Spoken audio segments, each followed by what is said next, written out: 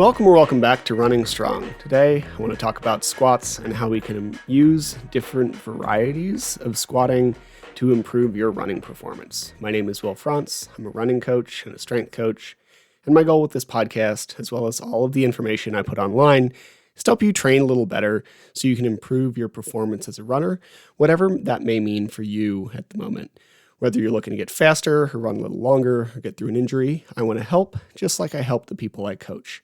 And if you enjoy this podcast, I'd really appreciate you hitting subscribe or follow or whatever button pushes it to your feed every week, because then the algorithm pushes it to more people, so more people get to hear it. At the very least, if you would just share it with someone who might need to hear it, I'd really appreciate it. Today, as I said at the beginning, we're going to look at squats and squat movements and different types and how they might help you throughout your training. I know I did a whole thing on squats when I did a long, I think it was 8-part strength series a while ago, but that was like 50 episodes ago, and I have more to say, and I've had a few of these conversations lately, so I'm going to kind of dribble in this content again. So when we think about squatting movements, they're a lower body movement, and your quads are really engaged, and we distinguish them from other lower body movements like a deadlift due to the involvement of the knee, right? So a squat versus a deadlift, or a squat versus a hinge. Hinge and deadlift are kind of the same thing. A deadlift is a specific hinge. Like, squats have a lot more knee bend. The knee is more involved. And as a result, we use the quads more because your quads are largely just knee extensors. They extend your leg. They make your leg straight. So some coaches have even taken out the terms altogether and separated knee dominant movements versus hip dominant movements. And I don't think that's a bad thing. It's just not how I tend to talk about them. Like most things, there's a spectrum, and no matter how much we try to delineate, we'll start to see some overlap. So if we look at something like a power-focused deadlift, like one you might use to train for Olympic lifting, there's actually a good amount of knee involvement there because you want as much musculature as possible to create the most power you can to get the bar up into the air. Whereas if we look at something like a low bar back squat, I'll talk about these movements in a second, that you would use in a sport like powerlifting, then there's a lot more hip involvement for a wide range of reasons, right? So these things aren't perfect, and these separations aren't perfect, but we have to start somewhere and at least provide some guidance and have some kind of language so we can talk about training without getting into the deep details and nitty gritty every time we use a word, right? So if we're looking to categorize a squat movement or a knee dominant movement, we'd be looking at a couple things and how they might fit into your training. The couple things that I really tend to focus on are foot positioning and load. So, and where you're having the load, right? So when we look at foot positioning, this would mean how your feet are oriented in relation to each other and in relation to your body. And then we look about load positioning, it's where you're holding the weight, right? These are the two big things we would consider when trying to program a squat. And I'm going to cover a bunch here, and I'm going to start with free weight movements, meaning movements that have barbells and dumbbells, and that's distinguished from a machine or a cable or whatever, right? So we're going to start with free weights. We'll get into machines later. I actually find machines really valuable. This is starting to become more popular in the sports realm. It fell out of favor for a while, but machines are coming back, and there's a really good reason for that. But let's start with the free weight movements, partially because it allows us to have a conversation a little better, and also because that's where most people are probably going to start. If you haven't done a lot of work and you don't have access to a big full gym, you might not have a lot of access to machines. So let's look at what we can do with a barbell and a set of dumbbells. So first, let's start where people think when they think of squats. We often think of a bilateral feet underneath your body, slightly wider than your hips squat. And the traditional would be a back squat. And there's two versions of this that probably don't matter for you. unless you're really looking to move a ton of weight, but they are different. One is, and they're a low bar versus a high bar. Again, this difference is probably not relevant if your main goal is to run better, but just kind of knowing the difference. A high bar sits a little higher on your back, as you would expect from the name. It sits on your traps, and a low bar is going to be a little lower on your back, more on like your shoulders or rear deltoids. And as a result of that placement, the low bar is going to have a little more of that hinge quality. It's going to be a little closer to a deadlift. You're going to get a little more glute engagement. And if you can find stability in this position, you're probably going to be able to use more weight. But both of these are going to be really heavily loaded. They're going to use your quads a lot. And if we're in the low bar, we're going to use your like glutes and hips a lot as well. So that is, and you can, again, like move a significant percentage of your body weight on these, so they're going to be heavy. And they're also going to put a lot of stress on your overall system because your torso has to brace really well. You have to use your abs, you have to use the musculature, like the intrinsic deep musculature of your back to find this bracing so that you can move an amount of weight that actually transfers over to your legs. There's also a front squat, so same foot position for all of these until I mention differently. Front squat, the bar is going to be in front. It's going to be on the front of your shoulders. It's going to be right in front of your neck. We can have two different hand positions here.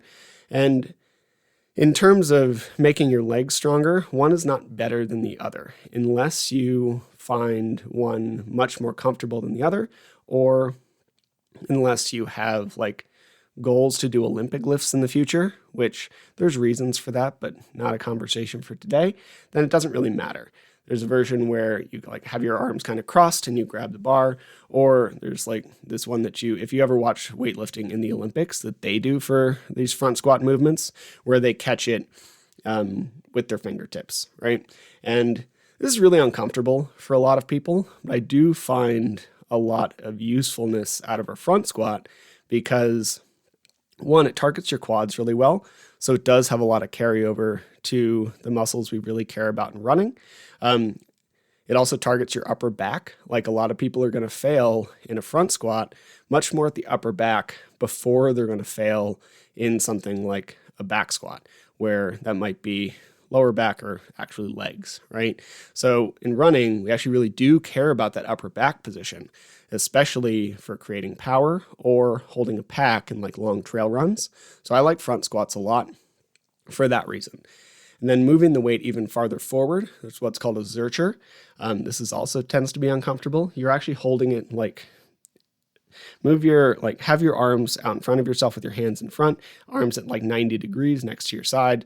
And then you're just going to put the bar in the like crooks of your elbows. I like a zercher from a positioning perspective. It can be pretty brutal on your elbow tendons if you move a bunch of weight. So I would suggest you always pad this movement unless you have a really good reason not to. I do not do zercher squats without some kind of pad on the bar, even if that's just a towel, because it keeps my elbows safer. And especially someone who climbs and does other things with my hands, I don't really need to create any form of elbow tendon stuff in order to make my legs stronger, right? So we definitely want to pad this movement if we're going to do something like a zercher squat. And continuing to move the weight even farther forward, we end up in what's called a goblet squat. In this, you're going to hold the weight in both hands, out kind of in front of your chest.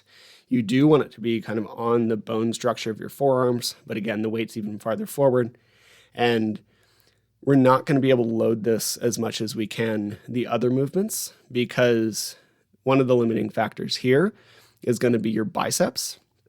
But it does teach really good squat positioning and you can do this movement for a long time. So if you only have a set of heavy dumbbells, you don't really need a bar. You can get a lot out of something like a goblet squat, probably more than a lot of people in the strength world really even would like to recognize. And then moving even farther forward, we have something called a counterbalance squat, which is kind of like a goblet squat, but you just hold it out in front of yourself. And you can do this with a cable or a band or like a plate or a hands or like a pole.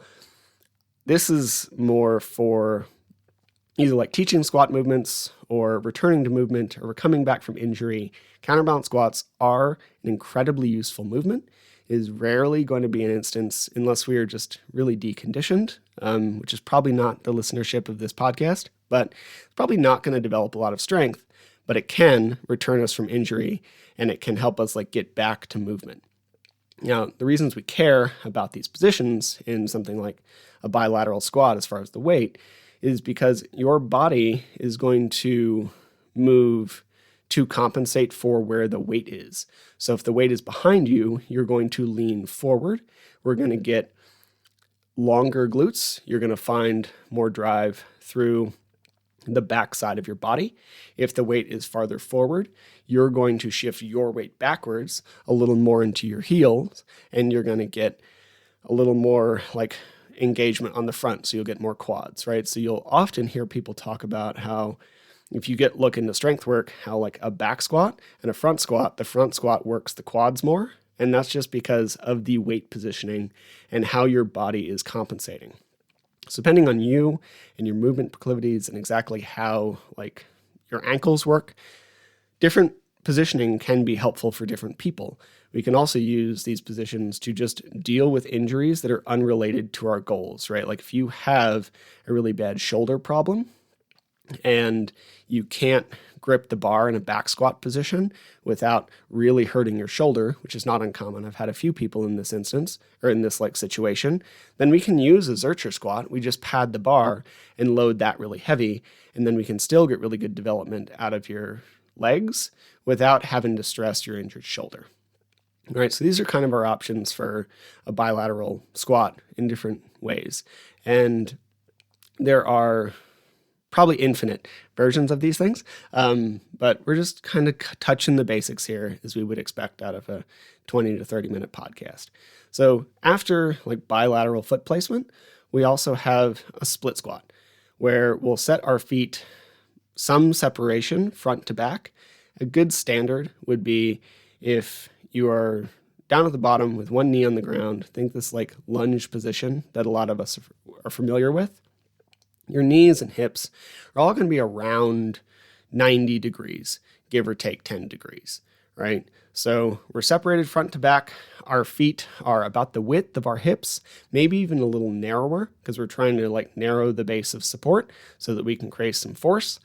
And then from there, we can elevate either foot, right? And this is going to further adjust exactly how we're moving our body weight in space. So if we're even on the ground, then we're going to be a little weighted towards our front, probably 60-40.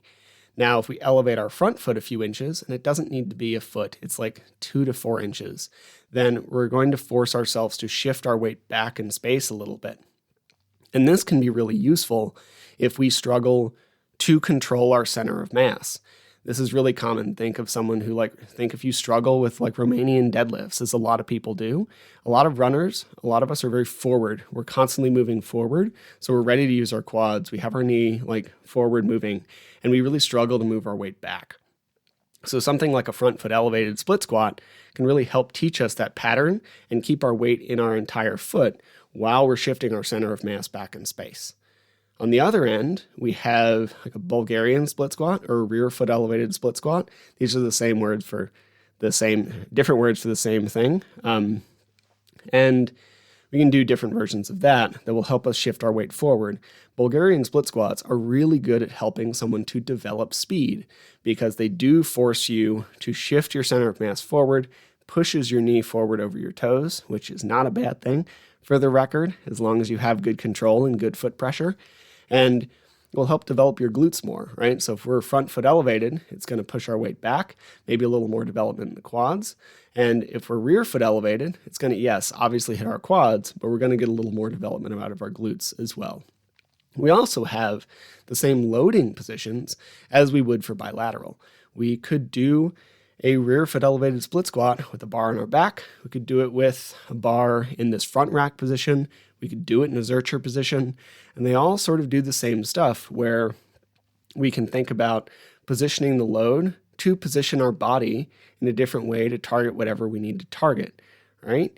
And if we're doing something like And if we're really struggling with, like, say, like quad engagement, or we want to work on the uphills, then but our upper back is strong enough, then maybe a like bilateral front squat is just going to be too heavy for us, especially if we're getting closer to race day. But we could do a like goblet loaded front foot elevated split squat that's going to shift our weight back in space. We're going to get a lot of quad engagement, and we're not going to be able to load it as heavy. So there's not going to be this like overall systemic fatigue that we might get out of a bilaterally loaded front squat. We also have another couple options, or another like couple considerations that we could do from loading when we're looking at unilateral movements. Unilateral is just like one side, bilateral both sides, right? So if we're looking at a split squat, we can also load with dumbbells really well. We can have a weight in each hand, and that's just going to do something similar to it would with a bar, because we should be even in both hands. We can also load contralaterally or cross-loaded to the primary leg. So if my left foot is forward, I'd have the weight in my right hand. And that does a lot to help create this internal rotation in the front hip, and we're going to be able to create a lot of force. So it's really good for hip function. It's going to be good for speed. It's going to be good to like create this force through the glute. Whereas we can also do it ipsilaterally, which would be the same side, just a fancy word for weight on the same side. And if you have your left foot forward, then you're going to have the weight in the left hand. I don't do this as much unless we're in a like rehab or prehab, whatever setting, because you can't load it as well. It tends to be more unstable, but it can be really good if we're trying to improve hip function in one way or the other, right? So if we're looking, we can even do a split squat with like some supports, like hold 2 sticks. And if we're, again, this is going to be more like we would for like a counterbalance squat, like I mentioned with the bilateral, we're probably not going to be holding or moving a lot of load or creating a lot of like force if we're supporting a bunch of our weight on a dowel or PVC pipe. But if we're coming back from an injury and we're kind of bridging that gap between PT and strength training, we can use some support to help get us back into those movement patterns and find what we need to find. Now, there's also lunges. Some people don't distinguish between a lunge and a split squat. This is just language, right? Like I call a lunge something where movement is happening. So every rep, your feet come back together. Whereas with split squats, they stay apart. And you can either do forward, where you're stepping forward and then back together, or rear, where you're stepping back and then back together, or walking. And all the loading considerations are going to be the same for what we had on a split squat, because it's the same movement in motion.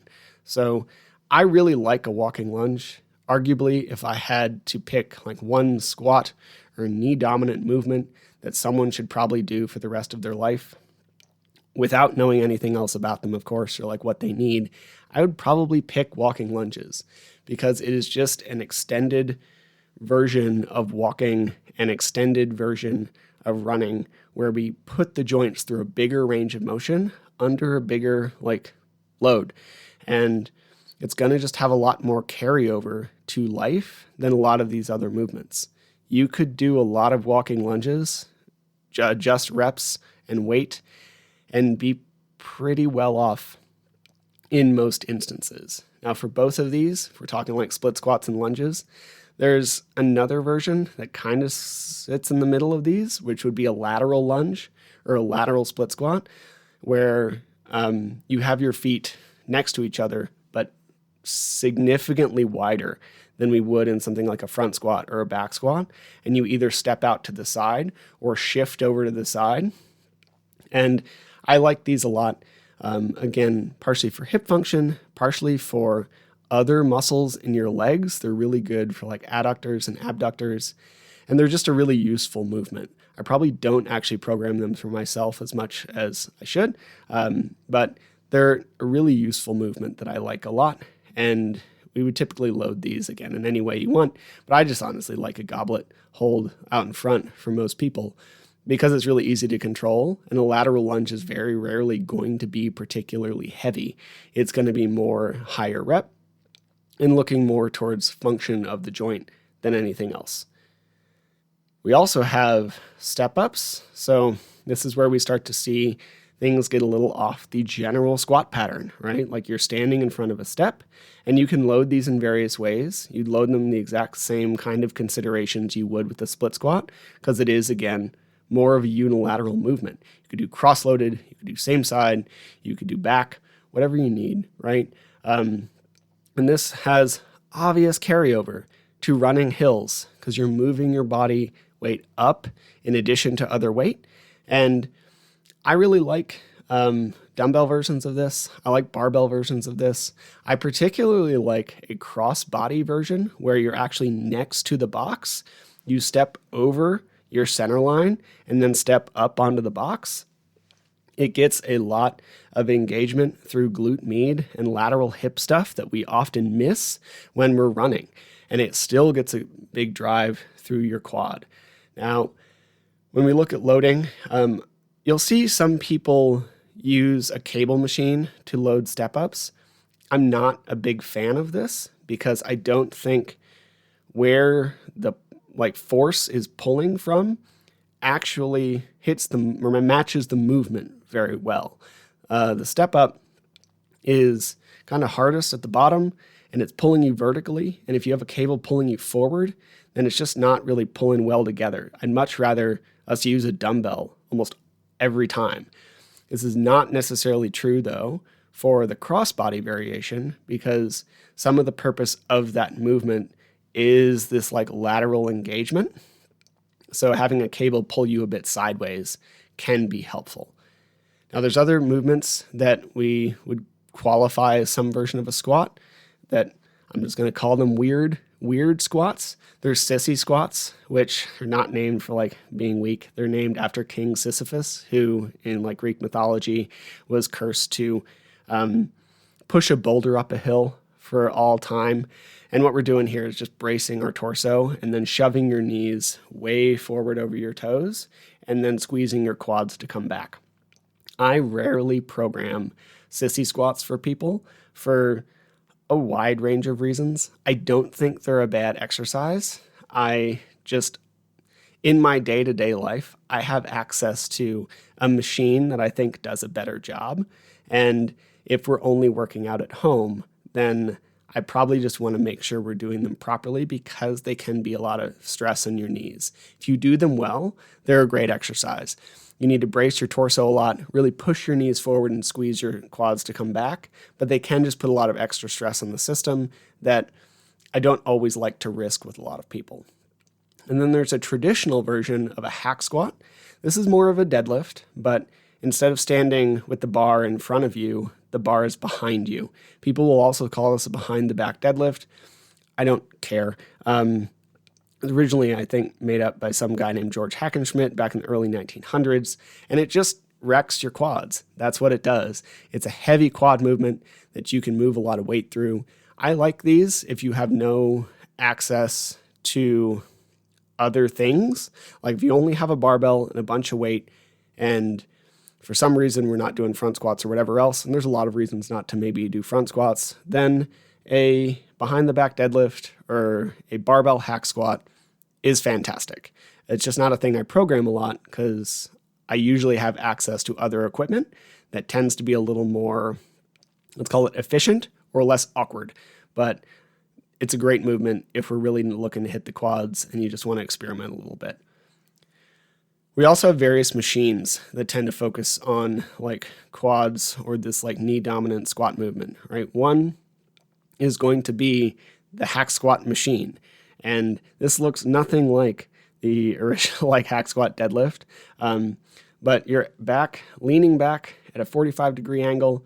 You have this big padded weight on your shoulders. You slide down a track and then push back up. It's a great movement. You can get through a lot of range of motion. You can get to full knee flexion.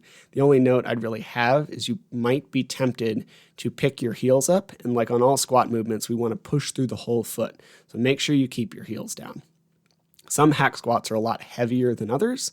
Some of them feel like torture. So just going easy whenever we're using machines. See what the weight feels like empty before you just start throwing plates on there. It's also something called a pendulum squat. These are much rarer. I happen to be lucky enough to have access to one. We recently got one at the gym where I work, but it is what it sounds like. You're also kind of like in a hack squat, bunch of weight on your shoulders. You're on this angled platform, and it kind of pendulums down and up. It's really good for development because the weight is a little lighter at the bottom and heavier at the top, which is also how your muscle works. It's weaker at the bottom and heavier at the top. So it just matches that strength curve.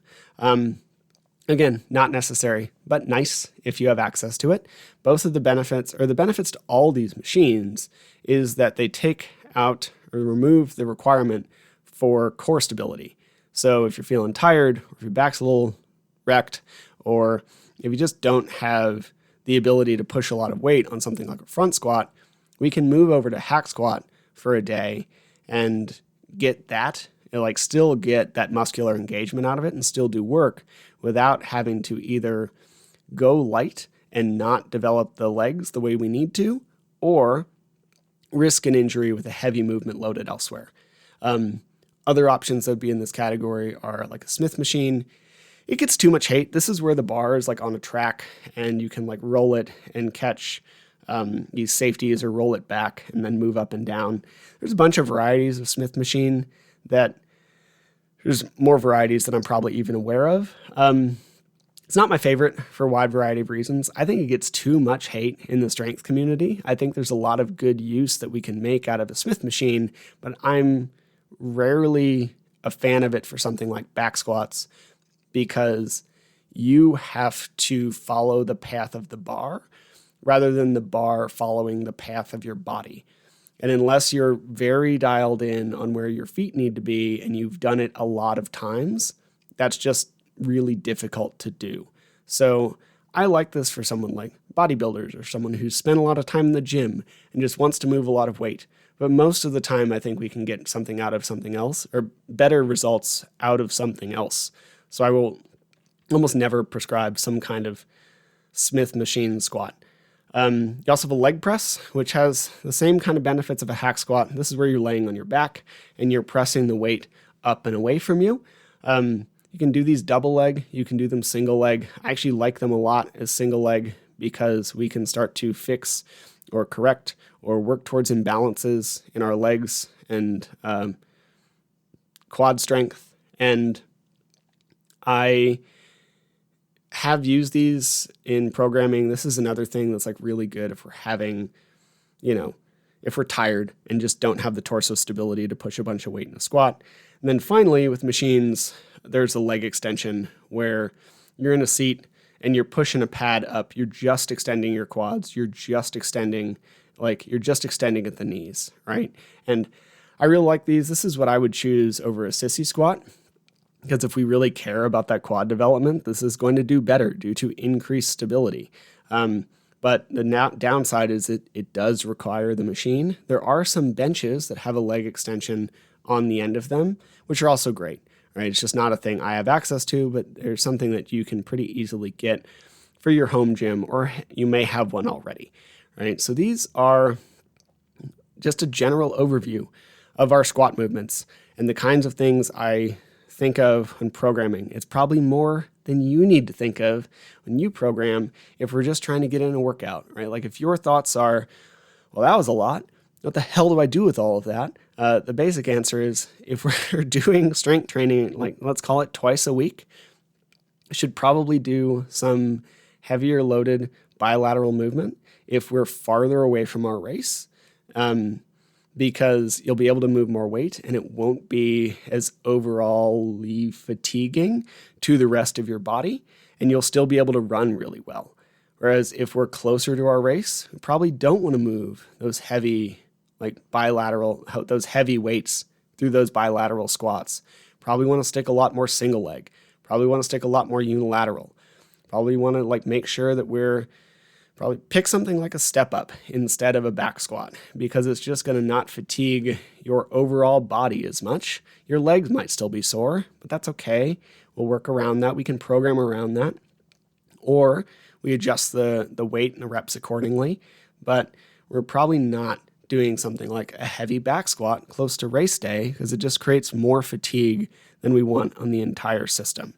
And if we're doing strength twice a week, I would usually pick some version of heavier squat earlier in the week, and then I would pick a lighter version later in the week. So that might look like something like a Zercher squat earlier in the week and lunges during your second session, because then your legs aren't ruined for your long run, which is typically going to be on a Saturday.